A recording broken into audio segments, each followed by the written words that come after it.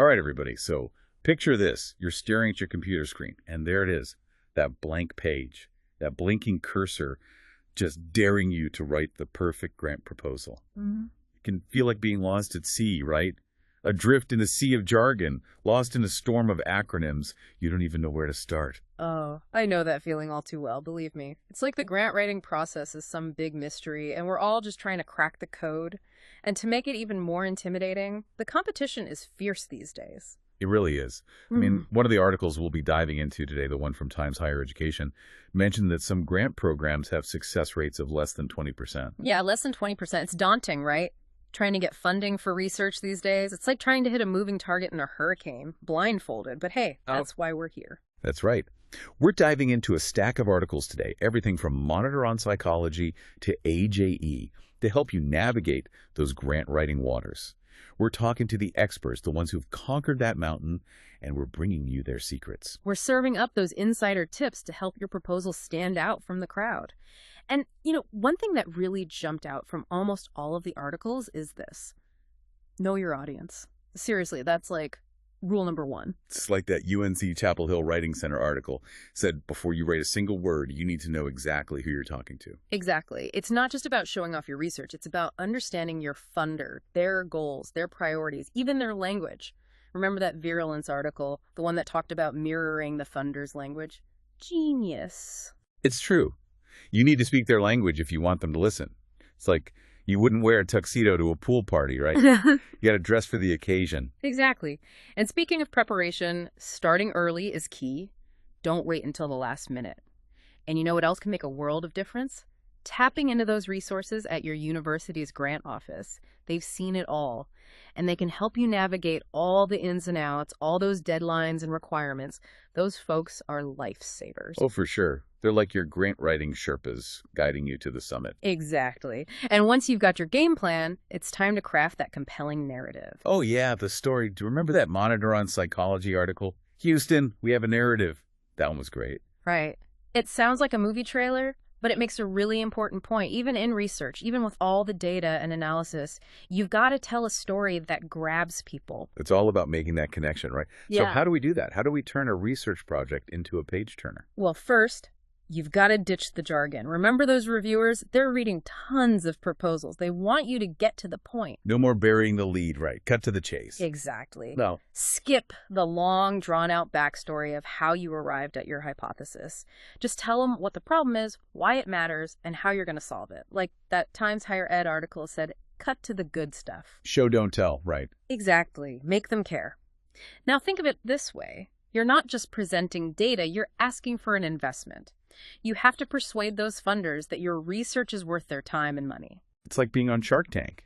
You've got to convince them to invest in you. Exactly. You need a killer pitch, and that means having crystal clear objectives, the kind that makes reviewers say, yes, this is important, and this researcher has a plan. So no more vague ideas. It's got to be concrete. But what was that acronym from the AJE article again? SMART. You got it. Yeah. SMART. Specific, measurable, achievable, realistic, and time-sensitive. Those are your ingredients for success. I love that. It's like a recipe for a perfect objective. It is. And remember what that UNC writing guide emphasized. Connect the dots. Make sure your research questions, your methods, and your expected outcomes all flow together seamlessly. Paint that big picture and make sure all the pieces fit.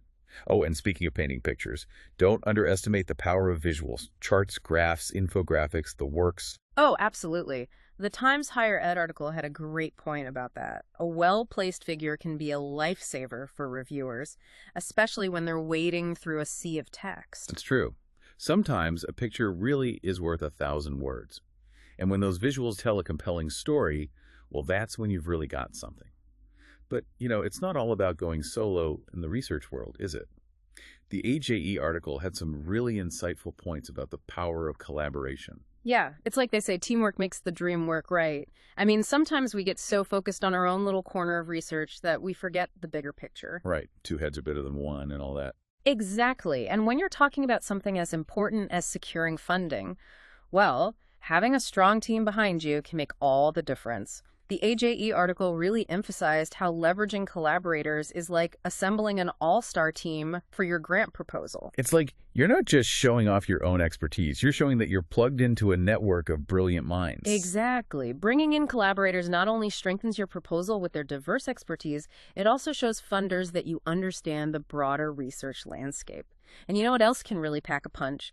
Those letters of support from collaborators. Oh, yeah, those are gold. It's like having your own personal cheering section, all vouching for your awesomeness. Exactly. But let's be real, even with the best team and a stellar proposal, there's still that waiting game, right? That nail-biting anticipation of the review process. The dreaded peer review.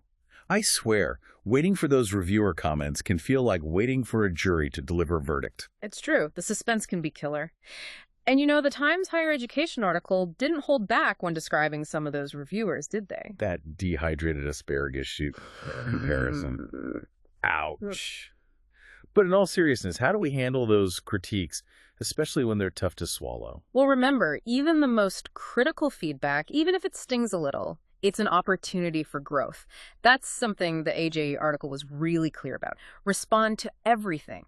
Every single comment, address it thoughtfully and thoroughly. It shows you're really listening, that you take their feedback seriously. Exactly. Like that researcher in the Times Higher Ed article, the one who taught themselves paleography just because a reviewer suggested it. Talk about dedication. Wow, talk about going the extra mile. But, you know, it's easy to get so caught up in the writing, the revising, the reviewing, that we lose sight of the bigger picture. Absolutely. And that's where that analogy from the Times Higher Education article really hit home for me. Treating your research like a small business. Oh, I like that. So it's about being strategic, right? Right. Not just with your research, but with your time and energy, too. Exactly. Tracking your grant writing efforts, analyzing your success rate, weighing the opportunity cost. Those are all crucial business decisions, and they apply to research just as much as they do to any other field. It's about working smarter, not harder, right? Mm-hmm. Making those hours count. Exactly. And you know what? At the end of the day, the most important thing to remember is this. Believe in your research. That passion, that drive, that belief that what you're doing matters. That's what's going to shine through in your proposal and capture the attention of funders. It's not just about the money. It's about making a difference in the world. And, you know, that brings us to a final thought-provoking question that came up in several of these articles. If grant funding decisions can sometimes feel a bit like a lottery, influenced by factors beyond just the merit of the research itself, what does that say about how we value and fund research? Is there a better way? Something to ponder, right, as you navigate the exciting and sometimes daunting world of grant writing. Absolutely. It's a conversation worth having. Well, that's all the time we have for today's deep dive. We've covered a lot of ground, but hopefully you've walked away with some valuable insights and maybe even a renewed sense of motivation to tackle that next grant proposal. And remember, you've got this. Just keep honing your skills, keep believing in your work, and never give up on that pursuit of knowledge. That's right. Onwards and upwards, everyone. Thanks for joining us, and we'll out. see you next time for another deep dive.